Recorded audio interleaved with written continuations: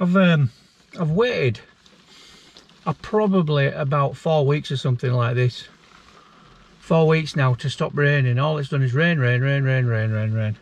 So anyway, the forecast today is no rain. Nice, dry. I've just turned up at Ardgarten car park to have a walk up Glen Croe and up towards Ben Donich, and it's pouring down. Just for 1 minute, stop raining, please.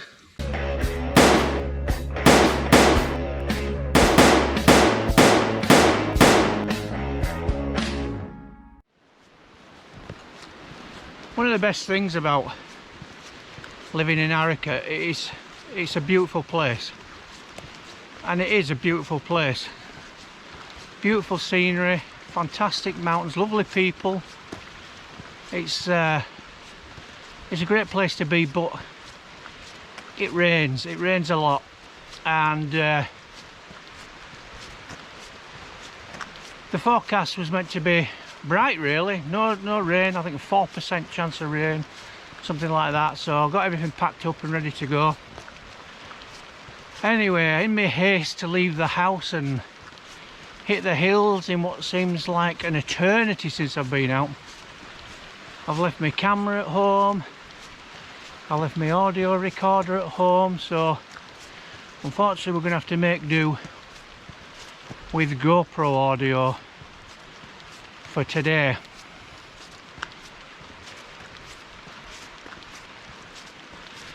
I suppose it's just as well I've got very good waterproofs. Anyway, we'll fire on up this track a little more, and then I shall let you know what I'm planning to do.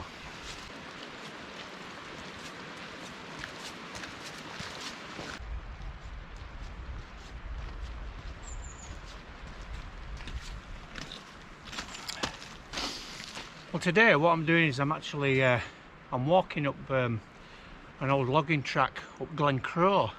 And Glen Croe, for those that don't know Glen Croe, this is the it's like an ascent up a glen up to the Rest and Be Thankful, and the Rest and Be Thankful is currently closed because of all the rain we've had recently and the threat of landslides. I think they're actually open it tomorrow.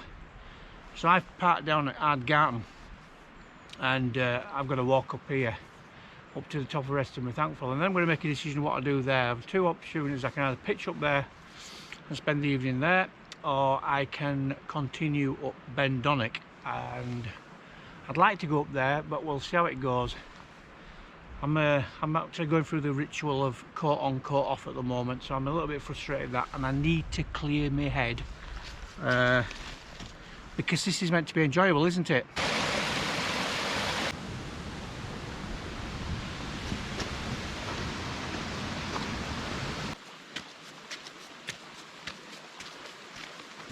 It's stopped raining.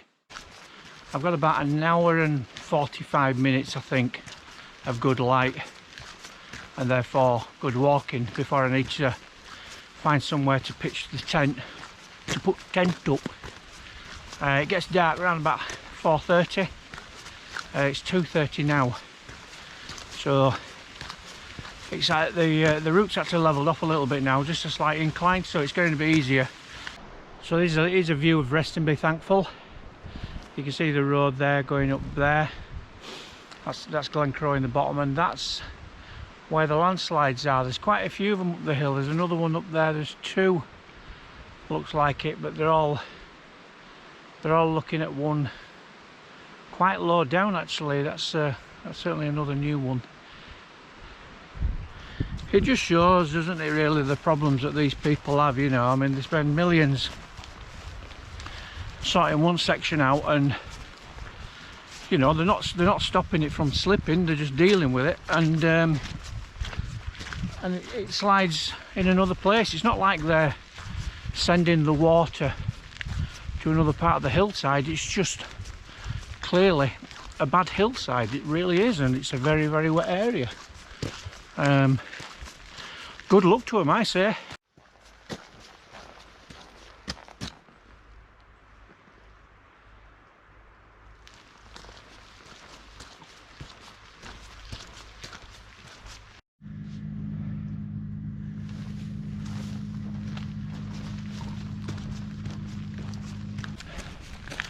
I'm at the top of Glen Croe now, just up past the Rest and Be Thankful, and heading now for the footslopes of Ben Donich. I'm not fussed about summiting. I've got probably about an hour's light left,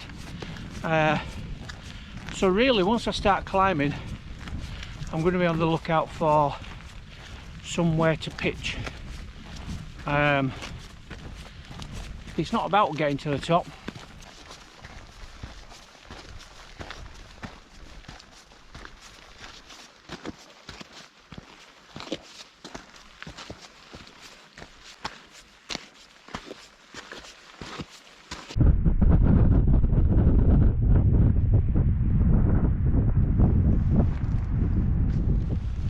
Okay, I found a camping spot. I'm probably about halfway up Ben Donich, I reckon. It started to rain again, so and I had probably about 45 minutes of light, so I knocked it on the head. Anyway, I found a little spot which is not too bad, overlooking Rest and Be Thankful. I don't know if you can pick out the lights down there. That's the chaps working on the landslide at the moment. But quite a good spot, not too wet, and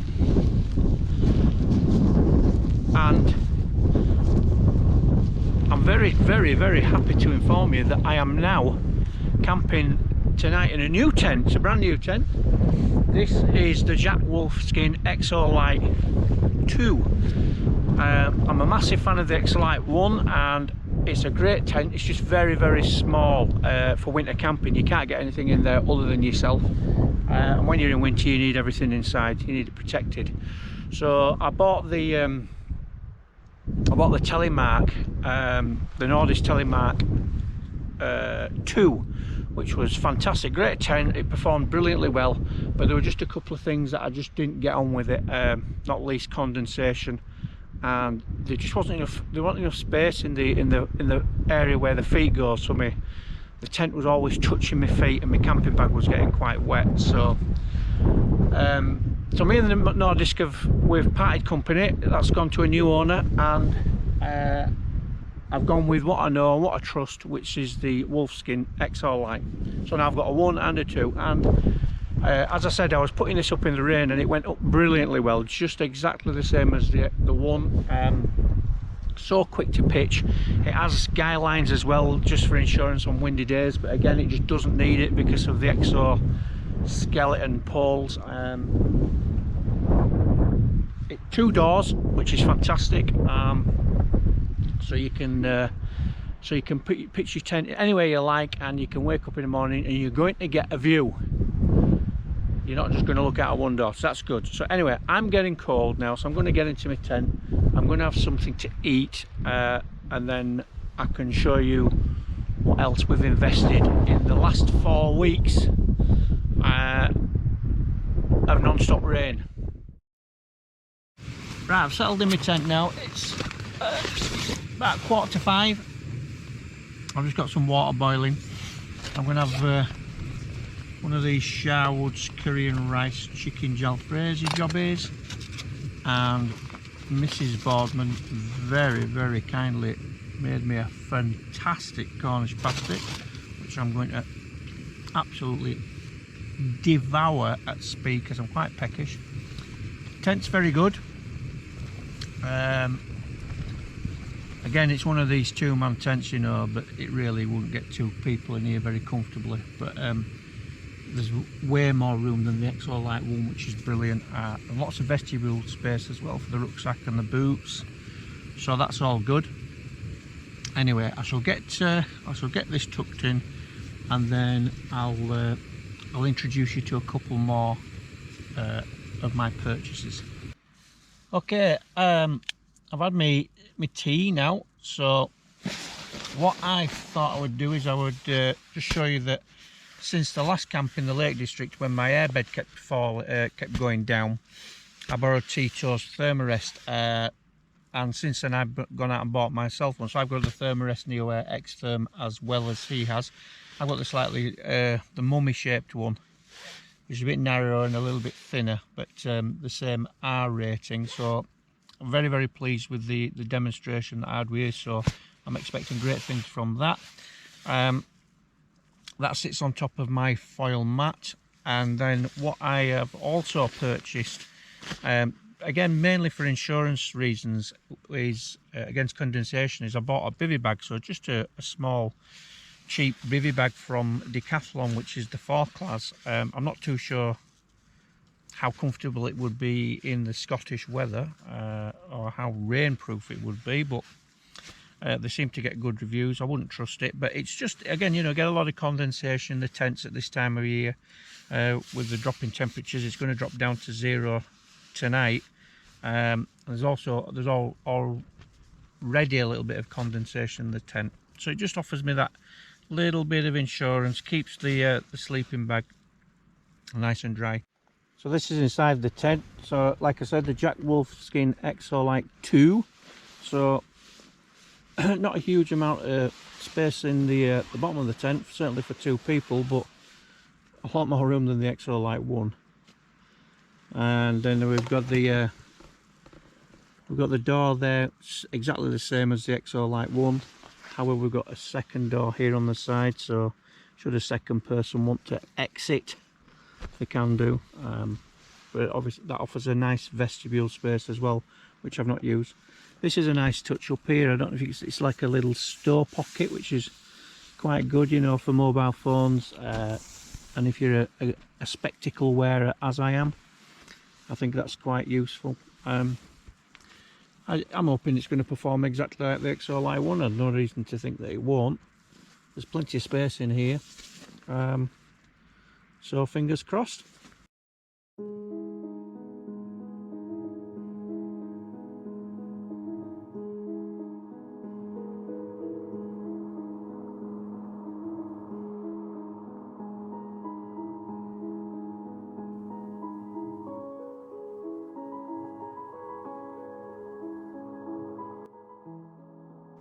Good morning to you. I think it's going to be a fabulous day. It's just after 7 o'clock in the morning. We're up before sunrise and it just looks like it's going to be very good. We've also got partial cloud inversions, so I'm going to get a coffee on and get my porridge on, and then when that's done we should be in time to do a little bit of filming.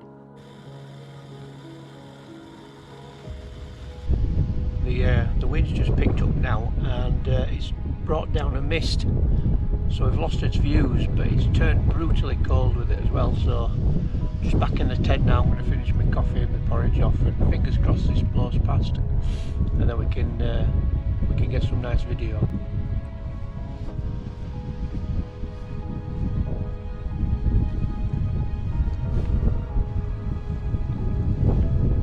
It's trying to clear.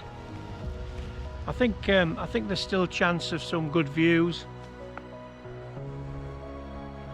You can just see Lebain behind me and Benim, but this mist that's coming down from the top of the rest, it's quite thick. But now the wind's dropped, it's all starting to settle, and could produce what could be a very good cloud inversion. We're in luck, folks. It's starting to show itself.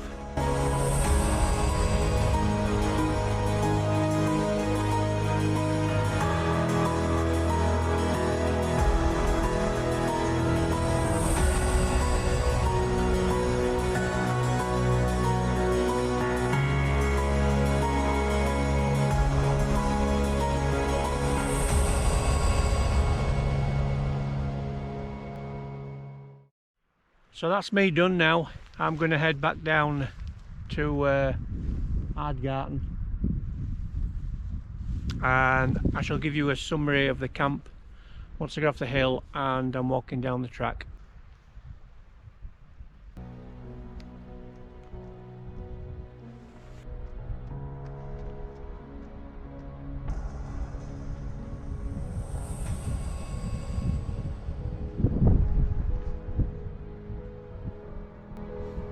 Back on the path now, and just above the glen, dropping down to Loch Goyle Head, and Rest and Be Thankful behind me there. It's The mists keep rolling in. Keep getting these little breezes that bring it in, but it's a lovely morning. It's very cold. I just love it when it's very cold. Anyway, I'm going to pick my way off this hill. I've not too much descent to do, and then I'm back down on the track. Ben Donich looks fantastic. Look at the colours there. I mean, the sun's disappeared behind the clouds, but they really do, you know, they call it the golden hour because it is fantastic. It just lifts the whole landscape up.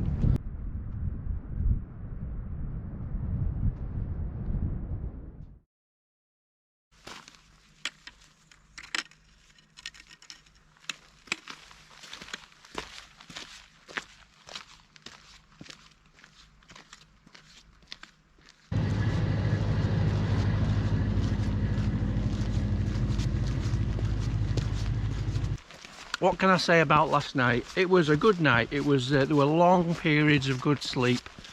I couldn't make my mind up whether the bivy bag was restrictive, but in the end it was perfect, to be honest, because when I did wake up, and I get a very like a sore throat, you know, because of breathing in very cold air, and it doesn't last for long, you know, but you just notice the coldness on your nose and the breath that you're taking in compared to the warmth, and the bivy bag certainly added that extra layer of insulation, so it's very, very comfortable. And the Thermarest mat is excellent. I mean, the fact that it sits inside the bivy bag as well just keeps everything in place. I was sliding around on my insulated, having a foil insulated layer underneath. I was sliding around on that quite a bit, which was quite funny, but because the mat was in the bivy bag as well, it was just perfect. And I had to pay a visit a couple of times in the night, probably because of the temperature drops, and as I said this morning, condensation in the tent was significant, but everything was bone dry inside. It was okay, and I'll get the tent dried out when I get back to Araka. So around about a 4-mile walk now, predominantly downhill on this forestry track, and then to the car, and then a 5-minute drive back from Ardgarten to home. We shall catch up on the next one, and thank you very much for watching. See you soon.